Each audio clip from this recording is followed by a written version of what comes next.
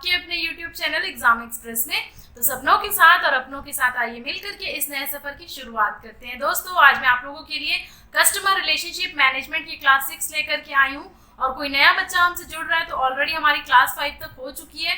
आप हमारे प्लेलिस्ट में जाकर के चेकआउट कर सकते हैं, या फिर लिंक मैंने डिस्क्रिप्शन में दे दिया, आप वहां से भी चेकआउट कर सकते हैं। और लास्ट तक जरूर देखिए, जितने भी लोग DFCCL के लिए तैयारी कर रहे हैं, खास करके आप लोगों के लिए लेक्चर बहुत ही ज्यादा यूजफुल है। तो लास्ट तक बने रहिएगा, और वीडियो अच्छी लगे तो लाइक कर दीजिए, शेयर कर दीजिए दोस्तों के साथ, और चैनल को सब्सक्राइब नहीं किए हैं तो चैनल को सब्सक्राइब कर दीजिए और बेल आइकन प्रेस करना ना भूलें, ताकि जितने भी अपडेट्स और नोटिफिकेशन है वो सबसे पहले आप तक पहुंच सके। तो देखिए दोस्तों, आज ये हमारा क्लास 6 होगा, चैप्टर 3 होगा। तो अगर आप DFCCL के लिए तैयारी कर रहे हैं तो ये आप लोगों के लिए बहुत ही बेनिफिशियल है, चाहे आप एग्जीक्यूटिव OPBD के लिए पढ़ रहे हो या फिर जूनियर एग्जीक्यूटिव OPBD या जूनियर मैनेजर OPBD। तीनों ही पोस्ट के लिए ये लेक्चर बहुत ही ज़्यादा यूजफुल होगा। और अगर आप टेस्ट सीरीज अटेम्प्ट करेंगे तो देखिएगा, जितने भी मैंने लेक्चर लिए हैं उसमें से मोस्ट ऑफ द क्वेश्चन आएंगे आपके टेस्ट सीरीज में, और फाइनल्स में भी मैक्सिमम से मैक्सिमम क्वेश्चन आपसे अटेम्प्ट हो पाएंगे। तो आइए आज का लेक्चर शुरू कर देते हैं। तो चैप्टर 3 हमारा है, ऑलरेडी चैप्टर 1 और चैप्टर 2 हम देख लिए हैं। और बच्चे आप लोग बहुत ज़्यादा क्वेरी कर रहे थे कि मैम और कितने लेक्चर्स बचे हैं। तो देखिए 5 या 6 लेक्चर और कवर होगा, क्योंकि बड़ा है और कहीं से भी क्वेश्चन पूछा जा सकता है। तो आप लोगों को अच्छे से पढ़ना होगा। देख लीजिए, ये स्कोरिंग है, क्योंकि एप्टीट्यूड रीजनिंग में सबको ही स्कोर कर सकता है, ठीक है। इवन जनरल साइंस में भी स्कोर कर सकते हैं। अगर आप लोगों का history of Indian railway and DFCCIL and economic marketing and CRM वाला पोर्शन स्ट्रांग है, तभी आप लोगों का फाइनल सिलेक्शन होगा CBT के लिए, ठीक है। CBT में तभी आप लोगों को CBAT मिलेगा, टेस्ट देने को मिलेगा, अगर आप एग्जीक्यूटिव OPBD पोस्ट के लिए अप्लाई कर रहे हैं, ठीक है। ये आप लोगों को समझ में आया। तो आइए हम देख लेते हैं हमारा chapter 3, managing the customer life cycle. First में हम लोग देख लेंगे कि इसमें हम लोगों को क्या क्या पढ़ना होगा। तो यहाँ पर हम लोग पूरा कस्टमर लाइफ साइकिल पढ़ेंगे, जिसमें हम कस्टमर एक्विजिशन पढ़ेंगे, कस्टमर रिटेंशन पढ़ेंगे, कस्टमर डेवलपमेंट पढ़ेंगे, और कुछ इंपॉर्टेंट मॉडल है जैसे कैनोस कस्टमर डिलाइट मॉडल, आप लोग के एग्जाम पॉइंट ऑफ व्यू से इंपॉर्टेंट है, वो देखेंगे। और अगर बीच में कोई फुल फॉर्म्स आते हैं तो वो भी हम देख लेंगे, ठीक है। तो बने रहिएगा, आइए हम देख लेते हैं। This chapter deals with the customer life cycle, ठीक है, ओके। तो यहाँ पर है ये सबसे पहले कि ये बता रहा है कि ये चैप्टर क्या क्या चीज के बारे में होगा। तो जैसे कि मैंने कहा, कस्टमर लाइफ साइकिल को डिस्कस करेगा कि कितने स्टेजेस होते हैं और उनका मैनेजमेंट कैसे होता है, ठीक है। मैं बहुत ही सिंपल लैंग्वेज में आप लोगों को हर एक चीजें समझाऊंगी।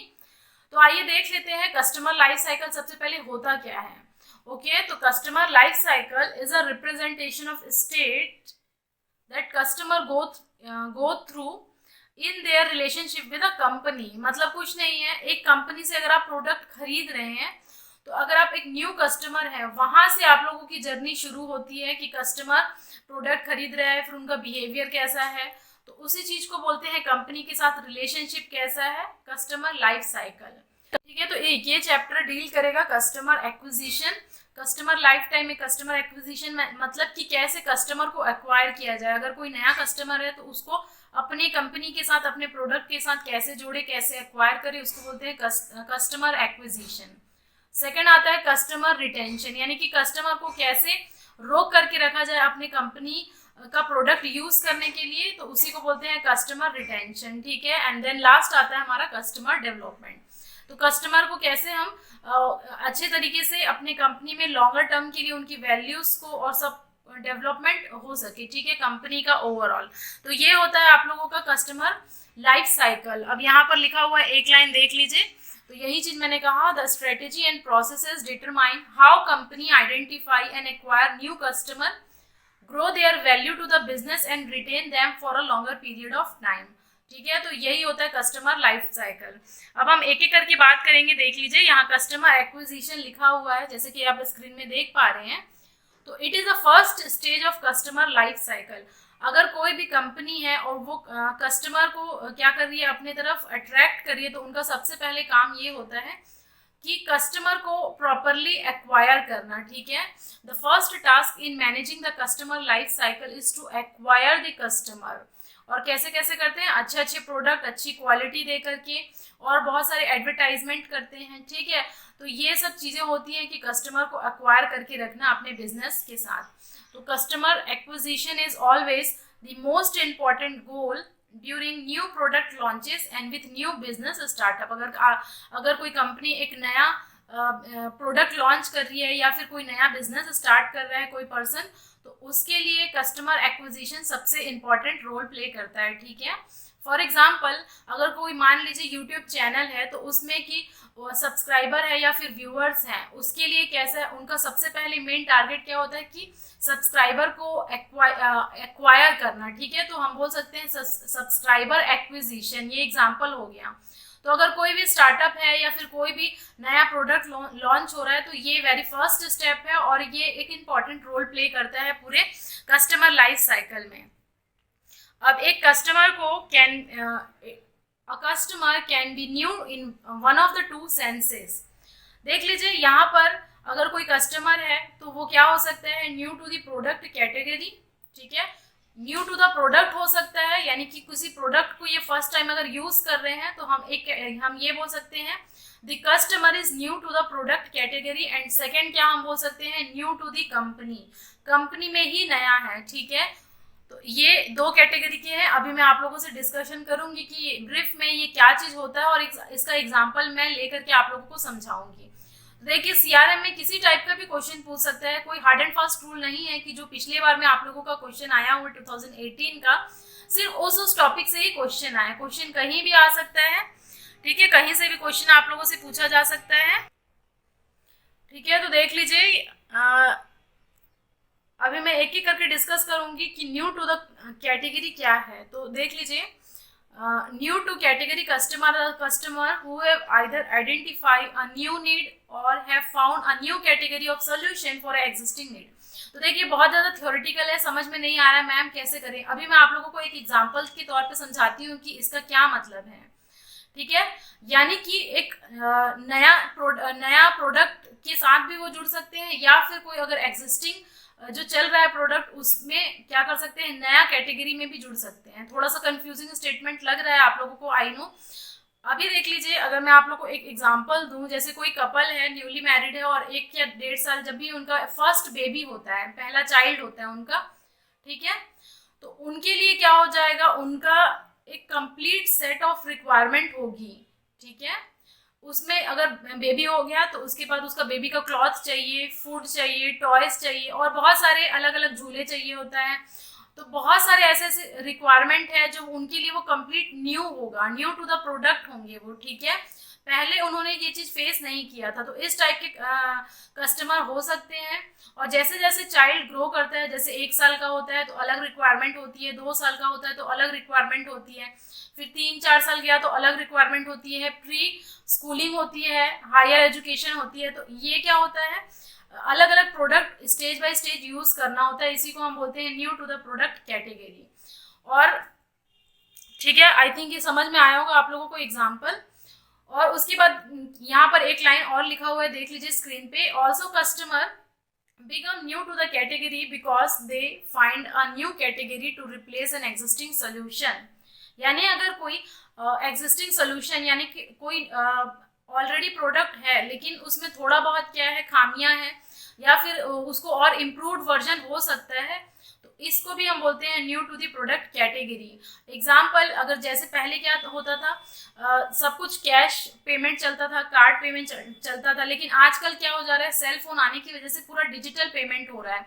जैसे फोन पे यूज करते हैं, गूगल पे यूज करते हैं, अमेजन पे यूज करते हैं और पेटीएम करते हैं। तो ये क्या कर रहे हैं कि पूरे कार्ड को और कैश जो फ्लो होता था, कैश पेमेंट को, ये क्या कर रहे हैं, रिप्लेस करते जा रहे हैं। तो एग्जिस्टिंग सोल्यूशन पहले क्या था, कार्ड या कैश था, लेकिन अभी क्या हो रहा है, अभी हमारा सेलफोन की हेल्प से डिजिटल पेमेंट हो रहा है। तो इस टाइप के जो भी कस्टमर यूज कर रहे हैं वो होंगे new to the product category. I think ये आप लोगों को क्लियर होगा, इतना है। अब इसमें से रिलेटेड कुछ भी क्वेश्चन पूछा जा सकता है कि new to the product category customer कौन से होते हैं। तो ये मेन पॉइंट था, इतना आप लोगों को एटलीस्ट नॉलेज होना चाहिए। नेक्स्ट आ जाइए, न्यू टू द कंपनी है।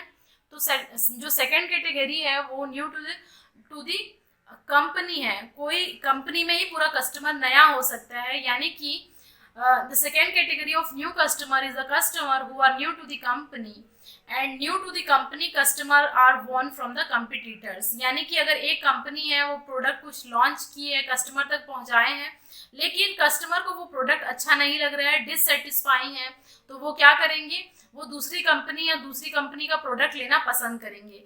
तो इसीलिए ये है यहाँ पर लिखा हुआ कि new to the company customer are won from the competitor. Mainly ये कॉम्पिटिशन यहाँ पर चलता है एक कंपनी से दूसरी कंपनी में मूव ऑन करने के लिए, क्योंकि डिससेटिस्फैक्शन फील हुआ या फिर ऑफर ज़्यादा अच्छा था दूसरी कंपनी में।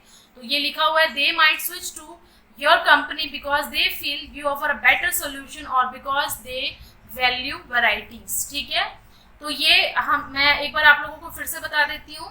Customer acquisition is the first stage in customer life cycle. सबसे पहला होगा ये, और कस्टमर एक्वायर करना किसी भी कंपनी या बिजनेस स्टार्टअप के लिए सबसे इम्पॉर्टेंट गोल होना चाहिए कि कैसे वो कस्टमर को एक्वायर करे, अपनी कंपनी का प्रोडक्ट यूज करने के लिए मोटिवेट करे। ठीक है, और उसके बाद जैसे कि हम लोगों ने दो कैटेगरी देखा, कितने टाइप के कस्टमर होते हैं, तो new to the product category and new to the company. New to the product कौन सा होते हैं, जो प्रोडक्ट नया यूज करने वाले हैं या फिर एग्जिस्टिंग जो प्रोडक्ट है उसमें मॉडिफाई करके उसे यूज करेंगे। ठीक है, and second new to the company, कोई कंपनी में ही नया कस्टमर है।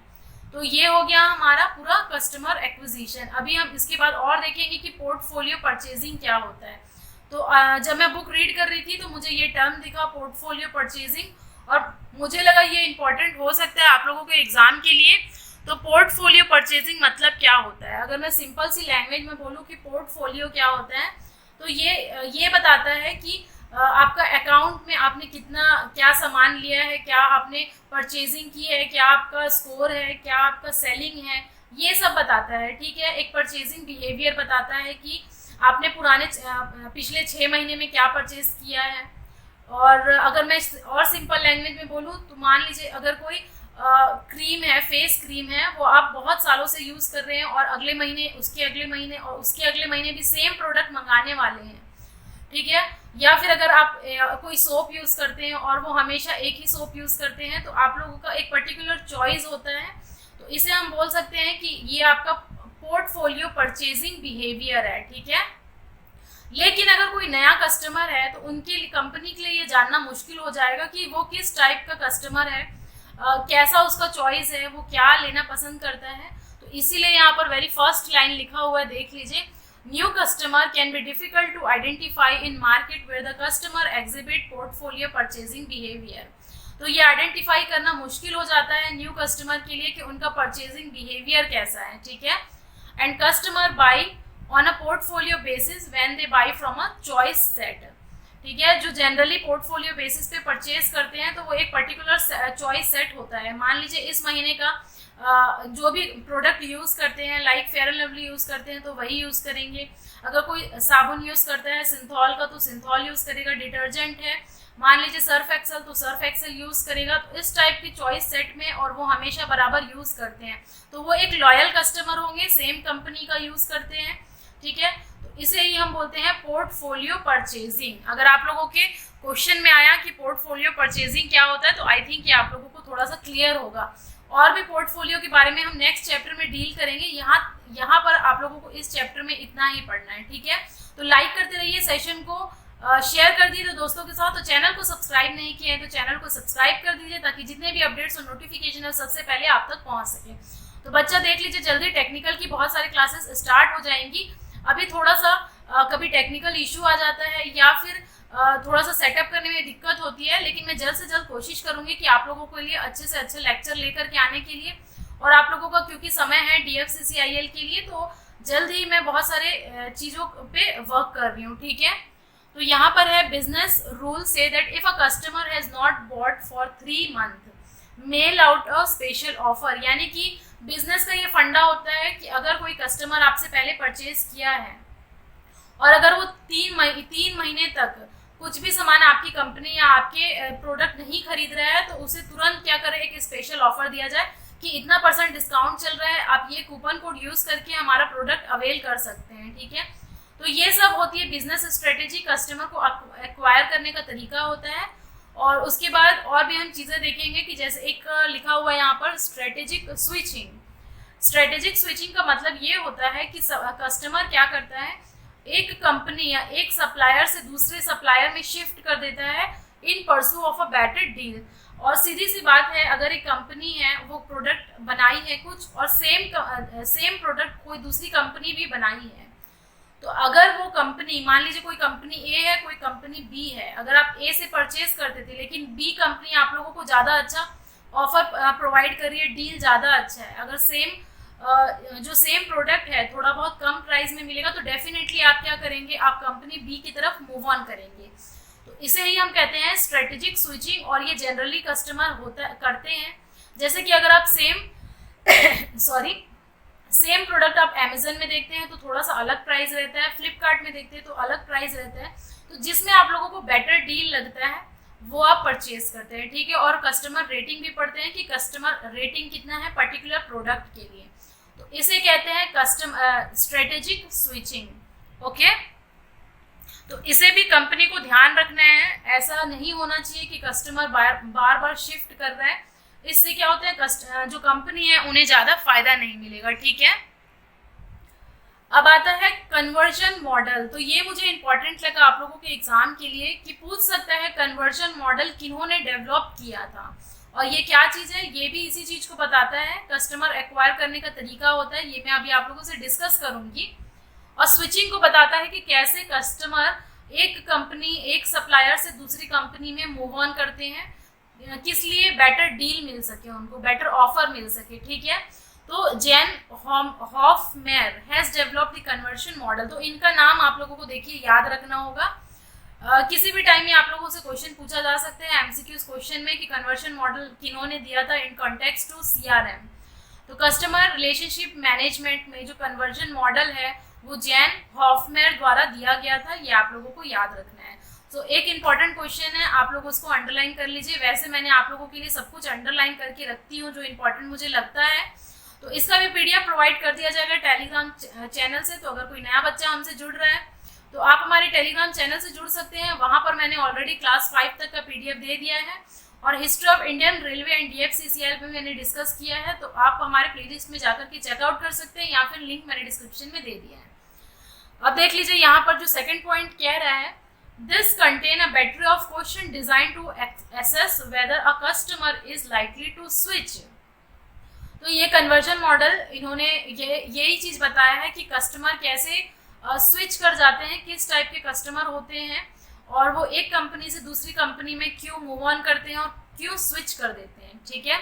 His basic premise is that customer who are not committed are more likely to be available to switch to another provider, ठीक है। मैंने बताया था कि हमारी पिछली क्लास में कि किसी भी कंपनी के लिए अगर आप लोगों को कस्टमर को होल्ड करके रखना है, रिटेन करके रखना है लंबे समय के लिए, तो कमिटमेंट और ट्रस्ट बहुत ज़्यादा ज़रूरी है, ठीक है। अगर कोई कस्टमर है वो कमिटेड है कि आपका ही प्रोडक्ट यूज़ करेगा और लॉन्गर समय के लिए यूज़ करता है, कंपनी के ऊपर ट्रस्ट है कि आपका अगर प्रोडक्ट है वो अच्छा ही रहेगा, तो इस तरीके से क्या होता है, कस्टमर स्विच नहीं करते हैं एक कंपनी से दूसरी कंपनी। लेकिन the customer who are not committed are more likely to switch, ज़्यादा चांसेस होते हैं कि वो स्विच कर दे एक कंपनी से दूसरी कंपनी या फिर एक प्रोडक्ट से दूसरी प्रोडक्ट पे, ठीक है। तो इन्होंने ये चीज़ डिस्क्राइब किया था और ये बताया था कि जो कन्वर्जन मॉडल है, allow the customer to be segmented into 4 subset according to their level of commitment, ठीक है। तो कमिटमेंट बहुत ज़रूरी है, अगर अच्छे से कमिटमेंट हो गया कस्टमर की तरफ से तो डेफिनेटली कस्टमर को डिलाइट मिलेगा, सेटिस्फैक्शन मिलेगा और रिटेंशन बढ़ेगा आपकी कंपनी के लिए उनका, ठीक है। तो जैसा कि मैंने डिस्कस किया था, कस्टमर रिटेंशन रेट बढ़ता जाएगा और चंक रेट क्या हो जाएगा, कम होते जाएगा, ठीक है।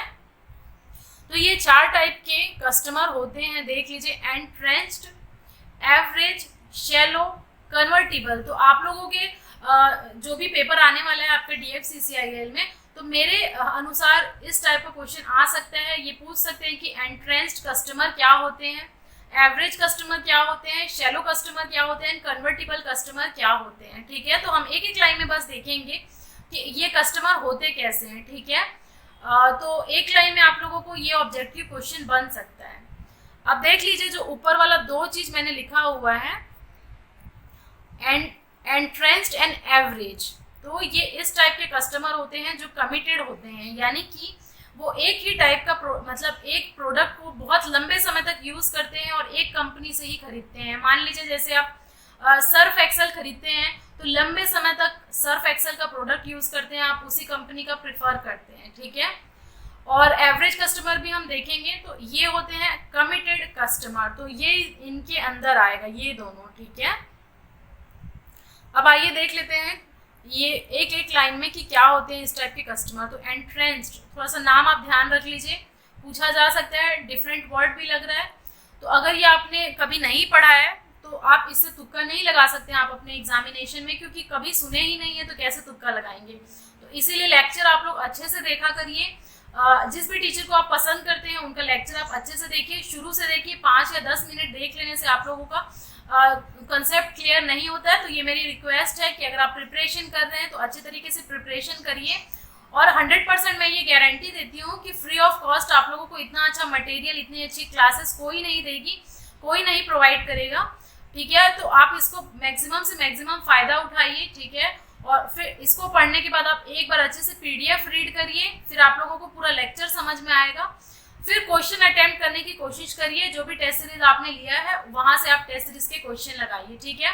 और ऑलरेडी मेरे जो भी स्टूडेंट्स हैं वो मैसेज करते हैं टेलीग्राम में, अपना स्कोर दिखाते हैं, टेक्स्ट बुक में अगर दिए हैं या फिर और कोई टेस्ट सीरीज उन्होंने लिया है तो वहाँ बताते हैं, और स्कोर भी अच्छे आते हैं। इवन बहुत सारे कमेंट आते रहते हैं आप लोगों की कि ma'am history of Indian railway and DFCCL आपने करवाया था, और बहुत सारे क्वेश्चन आपके ही लेक्चर से आए हुए हैं, ठीक है। तो मुझे अच्छा लगता है, बहुत ज़्यादा खुशी होती है, और अच्छा लगता है कि नए नए कंटेंट आप तक पहुँचा सकूँ और आप लोगों का फाइनल में सिलेक्शन आए, ठीक है। सिलेक्शन हो जाए तो सिलेक्शन लेकर के आइए, मोटिवेट रहिए, कोई भी डिमोटिवेशन आप लोगों को नहीं आना चाहिए किसी भी स्टेज में। कंसिस्टेंट रहें। अगर आज आप 8 से 10 घंटे पढ़ते हैं तो 1 महीने और 2 महीने बाद भी आप उतना ही पढ़िए, और अगर आपका एग्जाम आने वाला है तो और ज़्यादा आवर्स बढ़ा दीजिए। लेकिन मोस्ट इंपॉर्टेंट है कि आप लोगों को सिलेक्शन ज़रूर लेना है, ठीक है। आइए देख लेते हैं एंट्रेंस्ड कस्टमर क्या होते हैं। तो entrenched customer are unlikely to switch in the foreseeable future, यानी कि बिल्कुल कमिटेड होते, कहीं भी नहीं छोड़ के जाते हैं, एकदम कंपनी और प्रोडक्ट से चिपके हुए होते हैं, ठीक है।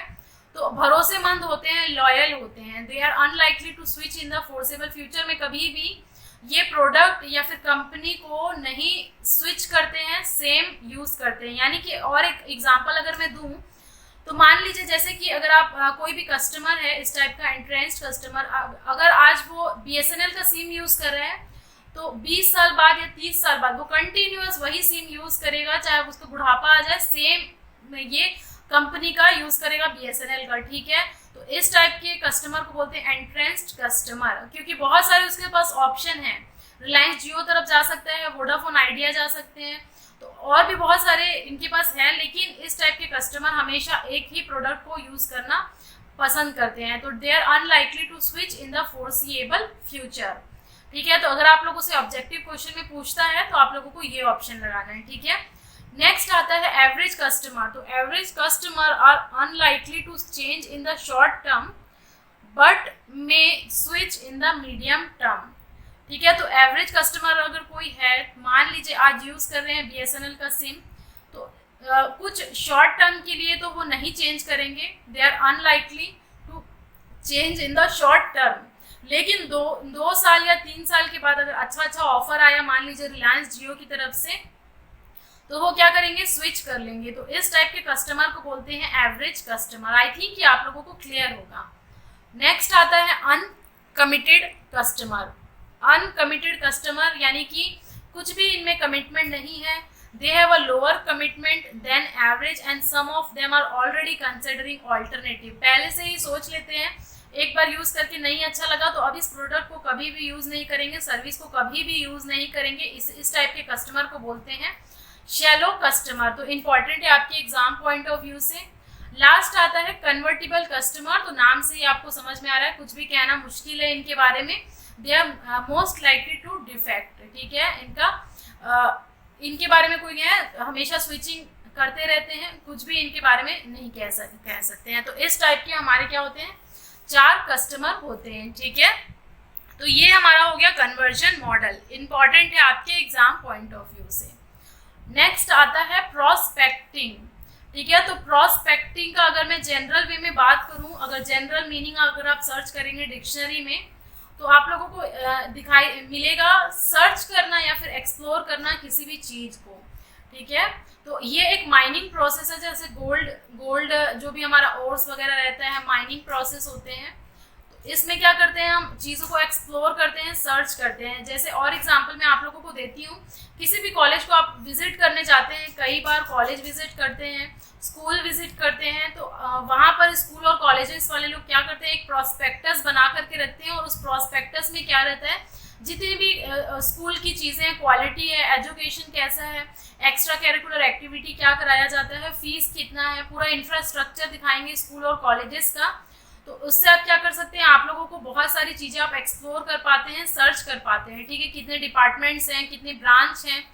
तो अगर कोई इंजीनियरिंग कॉलेज है तो वहाँ पर कितने सारे डिपार्टमेंट है, पूरे ब्रांच है, फैकल्टी कौन सी है, इंफ्रास्ट्रक्चर कौन से हैं, बिल्डिंग कैसी है, लाइब्रेरी है कि नहीं, ये सारा चीज़ एक्सप्लोर कर पाते हैं with the help of prospectus. तो इसी चीज़ को बोलते हैं इन जनरल प्रोस्पेक्टिंग। लेकिन अगर हम CRM में बात करें तो यहाँ पर CRM में देख लीजिए क्या लिखा हुआ है। ये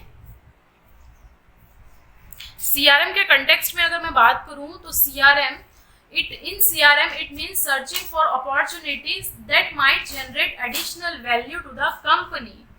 ठीक है, searching for the opportunity that might generate additional value to the company, यानी कि बहुत सारे ऐसे चीज़ों पे फोकस करना, कस्टमर पे फोकस करना।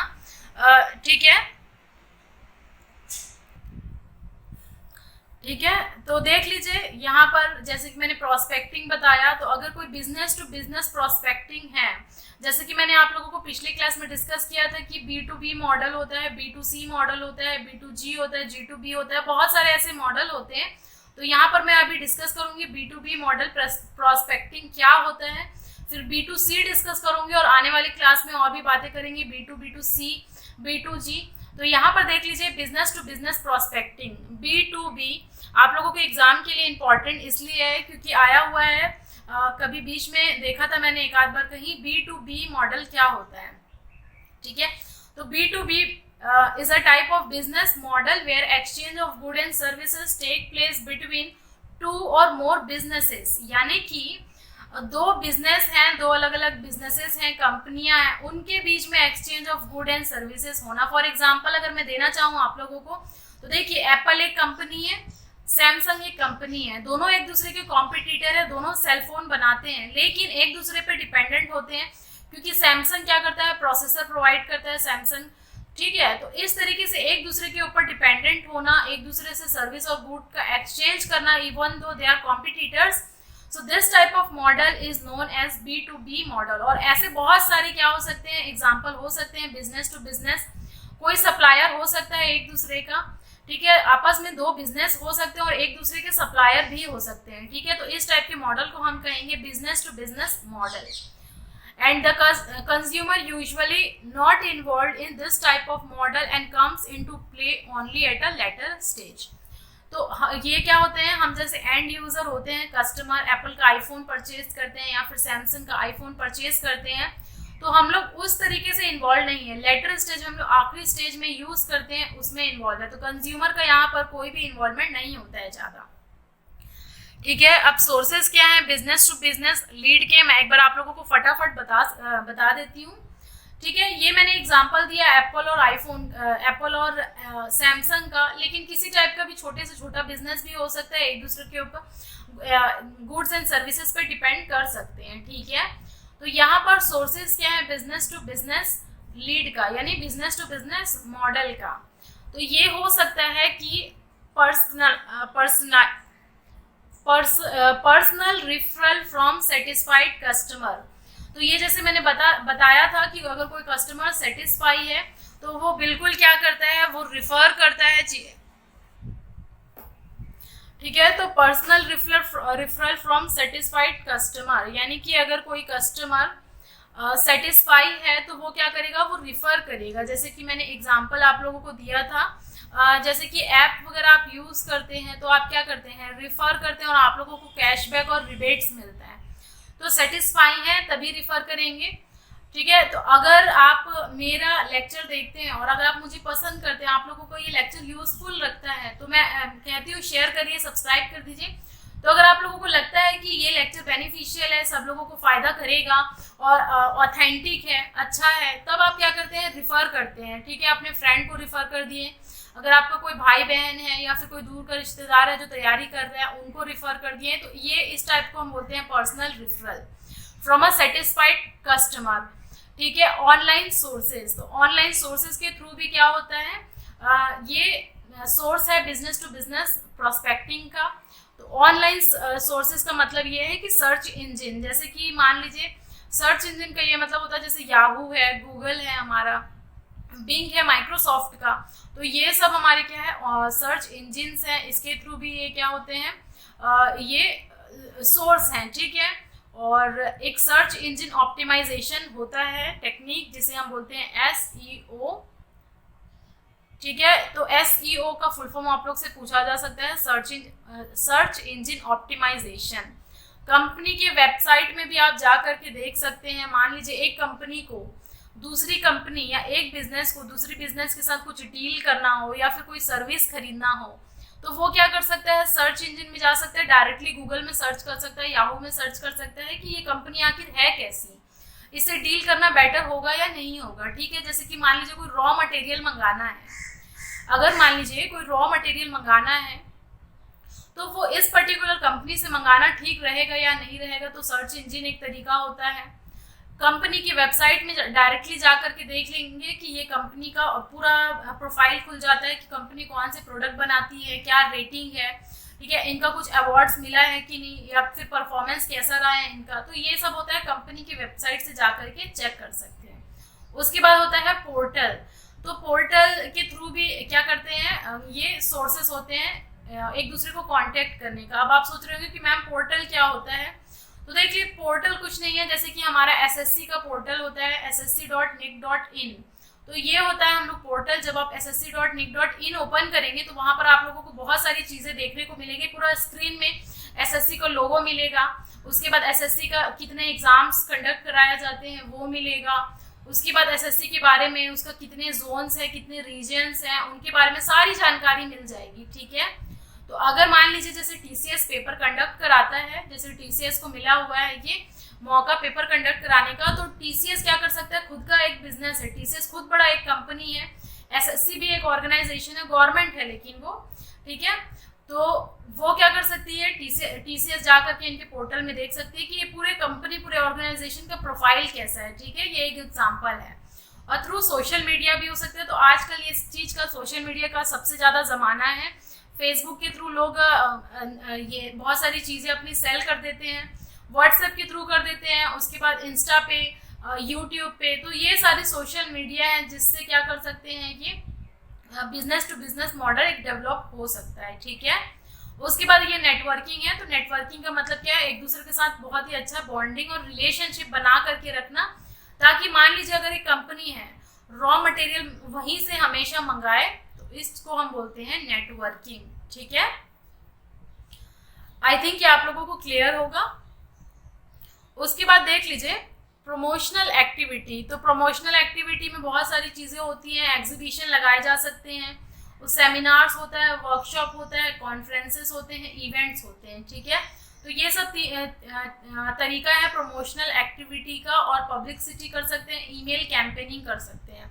तो कैंपेनिंग के बारे में ऑलरेडी हमारे फर्स्ट क्लास में मैंने आपसे डिस्कस किया था। तो ये हमारा कुछ तरीका है जिसे हम बोल सकते हैं sources of B2B model. List and directories है, कैनवासिंग है एंड टेली मार्केटिंग है, ठीक है।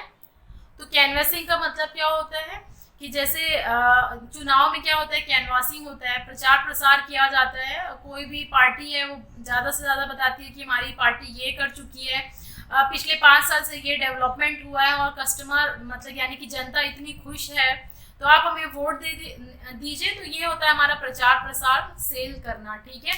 तो ऐसे प्रोडक्ट का भी किया जाता है और फिर आता है टेली मार्केटिंग। तो टेली मार्केटिंग यानी कि टेलीफोन के थ्रू या फिर कोई और मीडिया, ईमेल के थ्रू कस्टमर को क्या करना, मतलब इन्फॉर्म करना, ठीक है। तो इसे कहते हैं टेली मार्केटिंग। ये पूरा शॉर्ट में मैंने आप लोगों से बता दिया, ठीक है। तो ये होता है हमारा बिजनेस टू बिजनेस मॉड्यूल या फिर बिजनेस टू बिजनेस मॉडल। अब आता है बिजनेस टू कस्टमर या फिर हम बोलते हैं B2C। और B2C business model is one in which a company sells a service or a product directly to the consumer। तो डायरेक्टली कस्टमर से अगर कोई कंपनी पहुंचाती है, यानी कि सर्विस प्रोवाइड करती है डायरेक्टली कंज्यूमर को, तो इसे हम कहते हैं B2C मॉडल। यानी कि मान लीजिए एग्जांपल है, मान लीजिए अगर अमेजन कोई कंपनी है और वो अपना प्रोडक्ट, अमेजन ब्रांड के भी आते हैं, आप लोगों को जैसे ओपन करेंगे तो बहुत सारे अमेजन ब्रांड के भी आते हैं।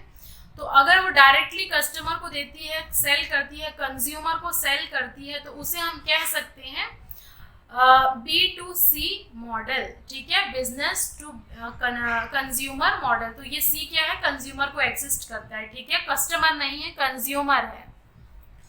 और मान लीजिए अगर कोई अमेजन है और दूसरी कंपनी उस पे अपना प्रोडक्ट ले करके आती है, ठीक है, तो मान लीजिए दूसरी कंपनी अमेजन, तो वो बिजनेस टू बिजनेस हुआ, लेकिन अगर कंज्यूमर तक पहुंच पा रहा है वो प्रोडक्ट, तो उसे हम कहेंगे फिर B2C मॉडल, B2C मॉडल, ठीक है। और ये कैसे करती है, एडवर्टाइजमेंट के थ्रू। जैसे कि आप सभी जानते हैं एडवर्टाइजमेंट किया जाता है ज़्यादा से ज़्यादा अपने प्रोडक्ट का, और मैसेजेस के थ्रू SMS आते हैं आप लोगों के पास कि ये ऑफर है, आप हमारे कंपनी से परचेज करिए, सेल प्रमोशन होते रहते हैं, ठीक है। सेल्स प्रमोशन किया जाता है। किसी भी आप अगर मान लीजिए शॉप में जाएंगे तो वहाँ पर लिखा रहता है flat 50% off, flat 70% off, discount, एवल डिस्काउंट। तो ये सब आप लोगों का क्या है, सेल प्रमोशन है। फ्री ट्रायल दिए जाते हैं। जैसा कि आप अगर सॉफ्टवेयर कोई परचेज करते हैं तो 7 day free trial, 14 days free trial आप लोगों को दिया जाता है।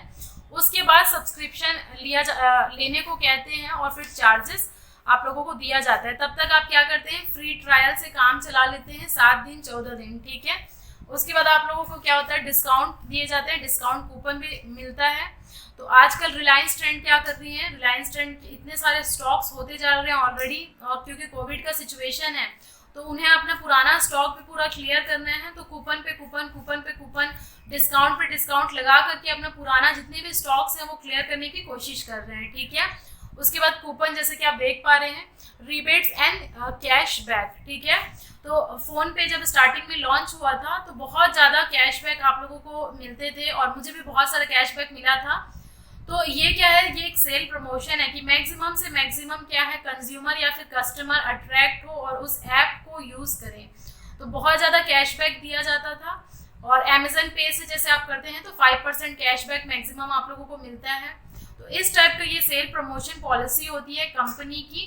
बोनस पैक मिलता है आप लोगों को, ठीक है, बोनस पैक मिलता है, यानी कि 2.5 लीटर का बॉटल आप लोगों को क्या है, जितना भी 2.5 लीटर का चार्जेस थे, अब वो क्या है 2 लीटर का आप लोगों का मतलब 3 लीटर का मान लीजिए दिया जाएगा, ठीक है। तो ये बोनस पैक होता है। बोनस पैक यानी कि जैसे देख लीजिए, एक पे एक फ्री वाला ऑफर चला दिए, ठीक है, एक पे दो वाला फ्री बोनस पैक दे दिए। फ्री प्रीमियम्स दे दिया जाता है। सॉफ्टवेयर अगर परचेज करते हैं कोई भी, या फिर कोई भी ऐप यूज़ करते हैं तो उसमें फ्री प्रीमियम आप लोगों को दिया जाता है। और वर्ड ऑफ माउथ, यानी कि जिसे हम बोलते हैं WOM, वर्ड ऑफ माउथ का यही मतलब है कि अगर आप एक्सिस्टिंग कस्टमर हैं और आपको बहुत ही ज़्यादा अच्छा प्रोडक्ट लगा या फिर बहुत ही अच्छा सर्विस लगा, तो आप क्या करेंगे, आप अपने फ्रेंड को या फिर किसी भी रिलेटिव को या फिर अपने चाहने वाले को रिफ़र करेंगे, और through word of mouth appreciate करके, ठीक है। तो ऐसे भी सेल प्रमोशन किया जाता है। एंड देन सोशल मीडिया, जैसे कि मैंने अभी आप लोगों से कहा, फेसबुक के थ्रू हो सकता है, इंस्टा, यूट्यूब, व्हाट्सएप, ये सारे मेथड्स होते हैं सोशल मीडिया के थ्रू कस्टमर तक पहुंचाने का अपने प्रोडक्ट या फिर सर्विस। उसके बाद आता है मर्चेंटाइजिंग। मर्चेंटाइज का मतलब मैं अभी आप लोगों को समझाऊंगी।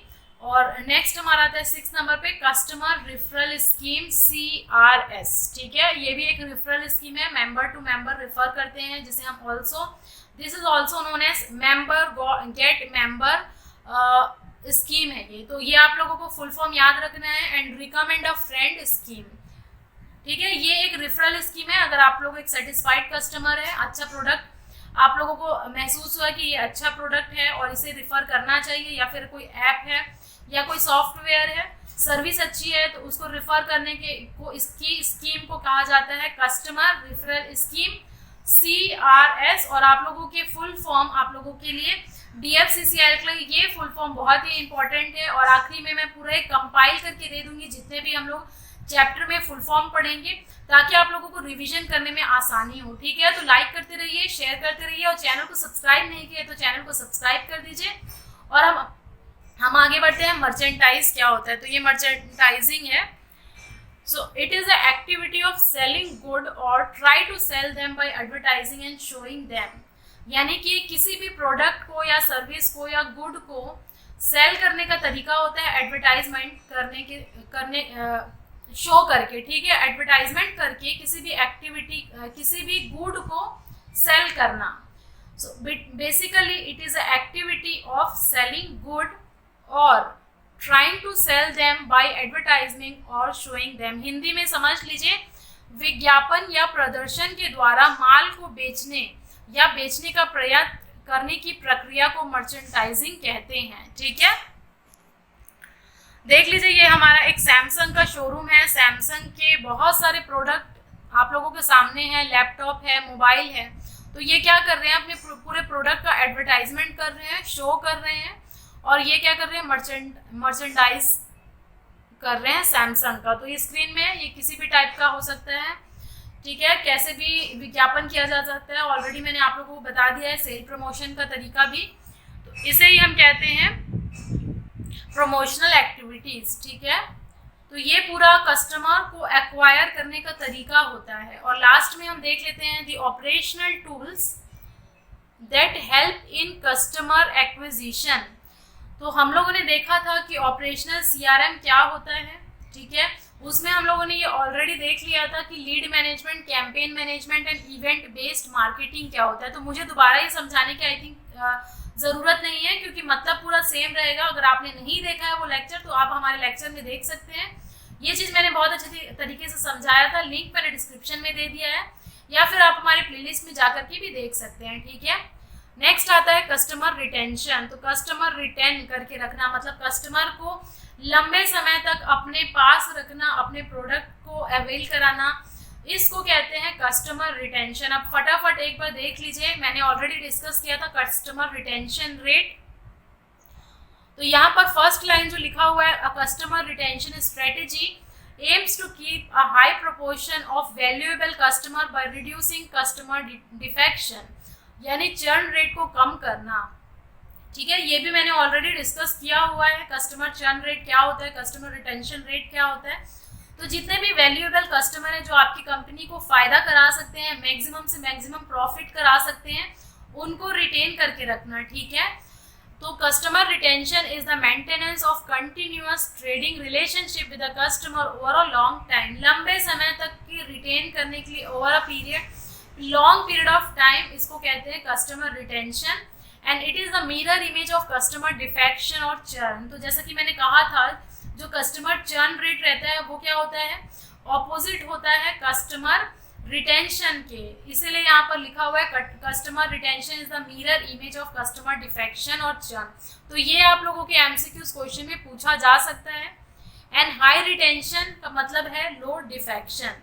जाहिर सी बात है, अगर रिटेंशन रेट हाई रहेगा तो हमारा चर्न रेट क्या रहेगा, तो हमारा चर्न रेट क्या रहेगा, लो रहेगा, ठीक है। The customer who have the greatest strategic value to the company are the prime candidate for your retention।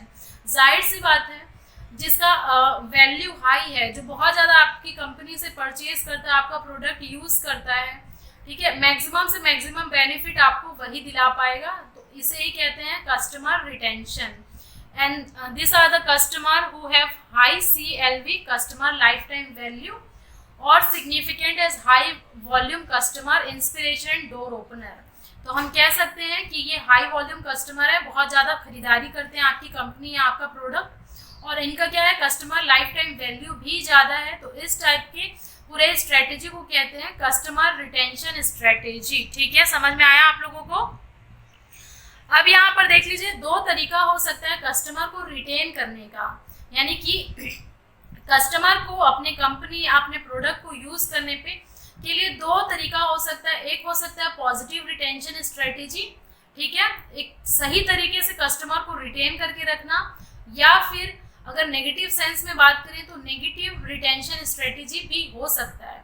अब आइए कैसे देख लेते हैं पॉजिटिव कस्टमर रिटेंशन स्ट्रेटेजी क्या होता है, नेगेटिव रिटेंशन स्ट्रेटेजी क्या होता है। तो सबसे पहले हम पॉजिटिव देखेंगे, नेगेटिव बाद में देखेंगे। पॉजिटिव कस्टमर रिटेंशन स्ट्रेटेजी ये होता है कि कस्टमर के साथ एक स्ट्रॉन्ग रिलेशनशिप बना करके रखना, कस्टमर को सेटिस्फाई करना, customer orientation, customer delight, this all are the very important as far as positive customer retention strategies are concern. ठीक है, तो ये हमारे पूरे के पॉजिटिव टर्म है। कस्टमर को अपने तरफ खींच करके रखने को, कैसे कस्टमर को इतना अच्छा प्रोडक्ट को सेटिस्फाई करो, क्वालिटी अच्छा दो, सर्विस अच्छा दो, अगर कोई कंप्लेंट आ रहा है तुरंत उसे रिजॉल्व करो। तो इस टाइप की स्ट्रेटेजी को कहते हैं positive customer retention strategy. But अगर हम इसका नेगेटिव साइड देखें तो नेगेटिव रिटेंशन स्ट्रेटेजी भी होता है that lock the customer by penalising their exit from a relationship, यानी कंपनी के ऊपर जो कस्टमर है उसके ऊपर इतनी पेनल्टी और इतने कर्ज हो जाते हैं कि वो चाह कर भी क्या करता है, कंपनी को छोड़ नहीं पाता है। ठीक है, छोड़ नहीं सकता, और ये कुछ टर्म एंड पॉलिसीज होते हैं, टर्म एंड कंडीशन होता है that you can not leave a company. ठीक है, तो इस टाइप की स्ट्रेटेजी को कहते हैं नेगेटिव रिटेंशन स्ट्रेटेजी। और आप लोगों से पूछा जा सकता है एग्जाम में कि इस टाइप के स्ट्रेटेजी क्या होते हैं, और एग्जाम्पल के तौर पे आप लोगों से क्वेश्चन पूछा जा सकता है। ठीक है, तो यहाँ पर मैंने ऑलरेडी डिस्कस कर दिया पॉजिटिव कस्टमर स्ट्रेटेजी का, customer delight, customer perceive value, creating social and structural bond and building customer engagement, and this all are the perspective of positive customer retention strategy. अब एक मोस्ट इम्पॉर्टेंट आप लोगों को topic निकल करके आता है कस्टमर डिलाइट। ठीक है, तो कस्टमर डिलाइट और कस्टमर डिलाइट मैंने काफ़ी बार यूज़ किया है ये टर्म। कस्टमर डिलाइट क्या होता है, इसे हम आज एक मॉडल के हेल्प से समझेंगे, और कैनोस मॉडल कस्टमर डिलाइट का है। ये आप लोगों के एग्जाम के लिए इम्पॉर्टेंट है, पूछ सकता है कि जो कस्टमर डिलाइट मॉडल है वो किसके द्वारा दिया गया है, किन्होंने उसको डेवलप किया है। ठीक है, तो आइए अब हम देख लेते हैं कस्टमर डिलाइट मॉडल क्या होता है। तो यहाँ पर लिखा हुआ है, it is very difficult to build long term relation with customer if their needs and expectation are not understood and well met. तो सीधी सी बात है, अगर कोई कंपनी है या फिर कोई प्रोडक्ट लॉन्च कर रही है, अगर वो कस्टमर के रिक्वायरमेंट और एक्सपेक्टेशन और नीड के अनुसार नहीं होगा तो डेफिनेटली सी बात है कस्टमर डिससेटिस्फाई होगा और लॉन्ग टर्म रिलेशन वो नहीं बना पाएगा, और डेफिनेटली दूसरे कंपनी की तरफ मूव ऑन कर जाएगा, स्विच कर जाएगा। So it is basically a fundamental principle of understanding customer relationship. ठीक है, customer that a company can not serve may be better serve by the competitors. जाहिर सी बात है, अगर एक कंपनी में कस्टमर सेटिस्फाई नहीं है तो दूसरी कॉम्पिटिटर में वो सामान खरीद लेगा। ठीक है, फिर से मैं एग्जांपल देती हूँ, अमेज़न से अगर आप परचेजिंग करते हैं और अगर आप लोगों का वहाँ पर सेटिस्फेक्शन लेवल नहीं है, प्रोडक्ट की क्वालिटी आप लोगों को अच्छी नहीं मिल रही है, सर्विस अच्छी नहीं मिल रही है, तो डेफिनेटली उसका कॉम्पिटिटर फ्लिपकार्ट बैठा हुआ है, तो उससे आप प्रोडक्ट खरीदना शुरू करेंगे। ठीक है, लेकिन शर्त ये होना चाहिए कि आपकी जगह पे डिलीवरी होनी चाहिए। तो ये होता है आपका कस्टमर डिलाइट। और यहाँ पर कस्टमर डिलाइट का मतलब और भी है, डिलाइटिंग कस्टमर, यानी कि खुश करना, एकदम बहुत ज़बरदस्त तरीके से कस्टमर को खुश करना, even exceeding the customer expectation, जितना नहीं चाहता था उससे ज़्यादा भी उस चीज़ को अच्छे से वर्क कराना। ठीक है, means going beyond what would normally satisfy the customer, beyond the expectation मैं कह सकती हूँ। ठीक है, जिस भी प्रोडक्ट को आप खरीद रहे हैं उससे ज़्यादा अच्छा वो काम कर रहा है तो आप एक डिलाइट फील करेंगे। ठीक है, इसे ही कहते हैं customer delight. And the customer delight occurs when the customer perception of their experience of doing business with you exceeds the expectation। तो जैसे कि मैंने अभी आप लोगों को समझाया, परसेप्शन यानी कि अपना विचार, अपना वे ऑफ थिंकिंग, ठीक है, अपना ये तो एक्सपेक्टेशन से जितना आप सोच रहे थे, एक्सपेक्ट कर रहे थे, अगर उससे ज़्यादा होता है तो इसे हम कहते हैं कस्टमर डिलाइट। तो CD से यहाँ रिप्रेजेंट कर रहे हैं कस्टमर डिलाइट को, it is equal to P greater than E। P is the perception of performance and E is the expectation. तो ये आप लोगों के ऑब्जेक्टिव क्वेश्चन में पूछा जा सकता है। ऐसे 4-5 ऑप्शन आप लोगों के सामने रख सकते हैं। वैसे 4 ऑप्शन ही रहता है, 5वां नहीं रहता है। तो ABCD ऑप्शन में ये इस टाइप का इक्वेशन दे देगा और पूछेगा कस्टमर डिलाइट क्या है। तो ये आप लोगों को थोड़ा सा समझने की जरूरत है, ठीक है। अब आइए हम देख लेते हैं कैनोस कस्टमर डिलाइट मॉडल। और ये इकोनॉमिस्ट का नाम आप लोगों को जानना जरूरी है। मैं थोड़ा सा स्क्रीन को नीचे कर देती हूँ ताकि यहाँ पर आप लोग इनका नाम देख सकें। तो Noriaki Kano has developed a product quality model that distinguish 3 forms of quality. तो 3 बेसिक क्वालिटी ये एक्सप्लेन करने जा रहे हैं। कौन कौन से क्वालिटी देख लेते हैं। जैसे कि पहला जो क्वालिटी इन्होंने एक्सप्लेन किया है किसी भी प्रोडक्ट का, वो होता है बेसिक क्वालिटी। यानी कि रूटीन में बेसिक क्वालिटी, अगर आप एक कार खरीदने जा रहे हैं तो आप डेफिनेटली देखेंगे कि उसका इंजन फर्स्ट टाइम स्टार्ट करने पे स्टार्ट हो जा रहा है, ठीक है। और ये बेसिक क्वालिटी होती है, ठीक है। इसमें आप लोगों को ज़्यादा कुछ नहीं है। अगर मान लीजिए कोई कार है, उसमें सन रूफ है, ठीक है, सॉरी, सन रूफ लगा हुआ है, तो उससे लीक ना हो, आपकी ये पहली प्रायोरिटी होगी। तो ये एक बेसिक क्वालिटी है, ये एग्जाम्पल है। तो इसीलिए यहाँ पर लिखा हुआ है basic quality are those that the customer routinely expect in the product, ठीक है। रूटीनली एक्सपेक्ट करते हैं, ज़्यादा कुछ हाई फाई नहीं चाहिए उनको, बस जो बेसिक रिक्वायरमेंट है उसको वो फुलफिल कर पाए। And this expectation are often unexpressed until the product fail, ठीक है। जब तक प्रोडक्ट फेल नहीं हो जाता तो इस टाइप का एक्सपेक्टेशन वो करते हैं। Example, a car engine should start very first time. हमेशा इंजन अच्छे से स्टार्ट हो जाना चाहिए। अगर कोई स्कूटर है या बाइक है तो पहली बार में स्टार्ट हो जाना चाहिए और हमेशा ऐसा होना चाहिए। ये बेसिक रिक्वायरमेंट है, ठीक है। जैसे कि सोफ़ा है सिर्फ बैठने के लिए, लेकिन अगर आपको लग्जरियस सोफ़ा चाहिए तो उसके लिए महंगे रेट भी आएगा। उसके हिसाब से आपकी डिमांड और एक्सपेक्टेशन बढ़ती जाएगी, ठीक है। नेक्स्ट इनके हिसाब से जो सेकेंड क्वालिटी है वो लीनियर क्वालिटी है, ठीक है। This are the attributes of which the customer want more और लेस, ठीक है। यानी कि धीरे धीरे थोड़ा सा और कंफर्ट लेवल की तरफ बढ़ना, यानी कि मोर कंफर्ट लेवल। अब अगर आप कार देखेंगे तो उसके हिसाब से फिर आपको डिज़ाइन देखेंगे अच्छे तरीके से, फिर उसका पूरा कंफर्ट लेवल देखेंगे बैठ करके, साउंड सिस्टम देखेंगे, फिर उसके बाद जो नॉइज़ लेवल आता है गाड़ी से चलाते वक्त, जैसे कि टाटा नैनो में काफ़ी ज़्यादा आवाज़ आती थी स्टार्टिंग में, जब आप देखते होंगे टाटा नैनो रिलीज हुई थी। तो ये क्या है, फिर धीरे धीरे लीनियर क्वालिटी में कन्वर्ट हो जाता है। नॉइज़ लेवल कम चाहिए होता है, कंफर्ट ज़्यादा चाहिए होता है, बैठने वाला सीट भी ठीक होना चाहिए, 5 सीटर है या 7 सीटर है, तो इस टाइप के कंफर्ट देखते हैं और इसको कहते हैं लीनियर क्वालिटी, ठीक है। तो better performance on this attributes generates better customer satisfaction. तो सीधी सी बात है, अगर परफॉर्मेंस अच्छा रहेगा तो फिर कस्टमर सेटिस्फैक्शन लेवल भी बढ़ेगा, तो इसे कहते हैं लीनियर क्वालिटी। नेक्स्ट आता है अट्रैक्टिव क्वालिटी। अब नाम से ही आप लोग को समझ में आ रहा है, अट्रैक्टिव यानी कि बहुत सुपर एक्साइटेड होना, बहुत ही ज़्यादा अच्छी क्वालिटी, इतना अच्छा सरप्राइज, बहुत ही अच्छा उसमें फीचर कुछ ऐड कर देना, ठीक है। तो जैसे मोबाइल है, अगर मोबाइल सिंपल, अगर मैं बोलूँ बेसिक जो रिक्वायरमेंट होती है बात करना होता है, लेकिन उसके साथ साथ आपको SMS भी करना है, फिर पूरे नेट भी चलाना है, ठीक है। तो इसको हम कहते हैं लीनियर क्वालिटी, लेकिन उसमें बहुत ज़्यादा एक्स्ट्रा फीचर्स और दे देना, उसको हम कहते हैं अट्रैक्टिव क्वालिटी, ठीक है। ये आई थिंक आप लोगों को पूरा क्लियर होगा। अब ये जो आपके सामने स्क्रीन में ये मॉडल आ रहा है, this model is known as Kano's customer delight model, और ये मैं अभी आप लोगों को एक्सप्लेन कर रही हूँ, देख लीजिए।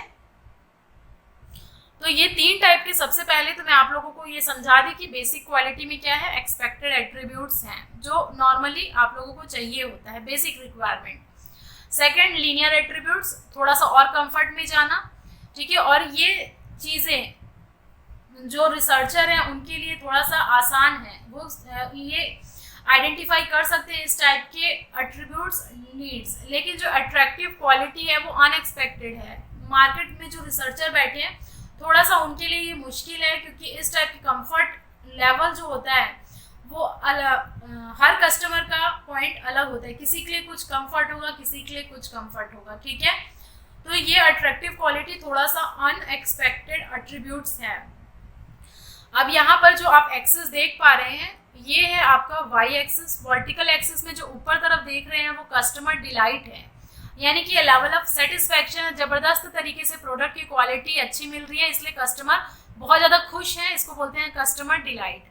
नीचे तरफ आप वर्टिकल एक्सिस में मूव करेंगे तो यहाँ पर है कस्टमर डिससेटिस्फैक्शन, बिल्कुल भी खुश नहीं है प्रोडक्ट को यूज़ करके, ठीक है। और उसके बाद जो आता है तीसरी चीज़ है, यहाँ पर आप जब देख रहे हैं एक्स एक्सिस में लेवल ऑफ अचीवमेंट है, यानी कि प्रोडक्ट की क्वालिटी को बताता है कि लो है या हाई है। तो आई थिंक ये 4 एक्सिस में क्या क्या चीज़ है वो आप लोगों को समझ में आ गई होगी, ठीक है। अब ये जो आप लोगों को डार्क ब्लू वाला कलर दिख रहा है यहाँ पर जो लिखा हुआ है बेसिक क्वालिटी, वो ये शो करता है, देख लीजिए, अगर मान लीजिए प्रोडक्ट की क्वालिटी कम होगी, ठीक है, लो होगी, तो कस्टमर क्या है, डिससेटिस्फैक्शन फील करेगा, ठीक है। धीरे धीरे अगर ये बढ़ता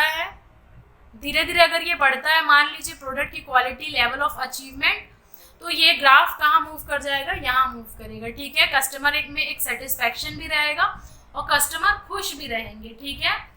लेकिन अगर आप इस वाले ग्राफ को देखते हैं जो अट्रैक्टिव क्वालिटी है, तो आप सिमिलरली इसको क्या कर सकते हैं, मैच कर सकते हैं। अगर यहाँ पर प्रोडक्ट की क्वालिटी लो है तो कस्टमर क्या है, ज़्यादा खुश नहीं रहेगा, लेकिन अगर प्रोडक्ट की क्वालिटी बहुत ज़्यादा हाई है तो इस पॉइंट पे कस्टमर डिलाइट मैक्सिमम होगा, बहुत ज़्यादा खुश होगा। अनएक्सपेक्टेड क्या है, इतना ज़्यादा अच्छा प्रोडक्ट बनाया है, कस्टमर डिलाइट हो जाएगा, ठीक है। और यहाँ पर ये जो पॉइंट है वो कस्टमर हैप्पी को शो करता है, ठीक है। तो ये जो आपको straight line light bluish colour का दिख रहा है वो है लीनियर क्वालिटी, ठीक है, लीनियर क्वालिटी। अब इस मॉडल से आप लोगों को क्वेश्चन किसी भी तरीके का पूछा जा सकता है कि लीनियर क्वालिटी क्या होती है या फिर उसका ग्राफ कैसा होता है। नाम से ही समझ में आ रहा है लीनियर क्वालिटी, तो यही मॉडल को हम कहते हैं कैनोस मॉडल, ठीक है। आई थिंक कि आप लोगों को क्लियर होगा।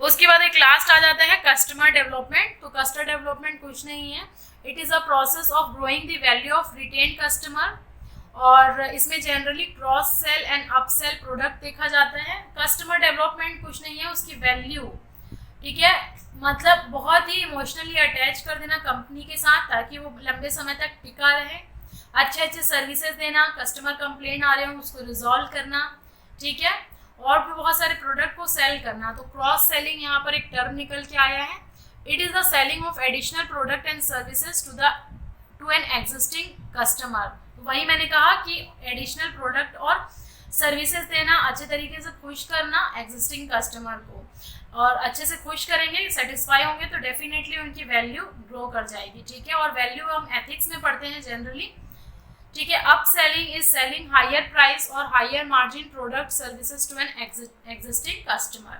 तो यहाँ से आप cross selling and up selling देख पा रहे हैं, और यहाँ पर बहुत सारे नंबर ऑफ टेक्नोलॉजीज भी आते हैं कस्टमर डेवलपमेंट के लिए, लाइक जैसे हम लोगों ने डील किया था campaign management, event based marketing and data mining. और भी तरीके हो सकते हैं बहुत सारे कस्टमर डेवलपमेंट का। तो जितना इंपॉर्टेंट लगा मैं उतना आप लोगों को एक्सप्लेन कर दी। क्रॉस सेलिंग टर्म आपको याद रखना है, अप सेलिंग टर्म याद रखना है, ठीक है। तो आज के लेक्चर में इतना ही, ये हमारा चैप्टर 3 खत्म हो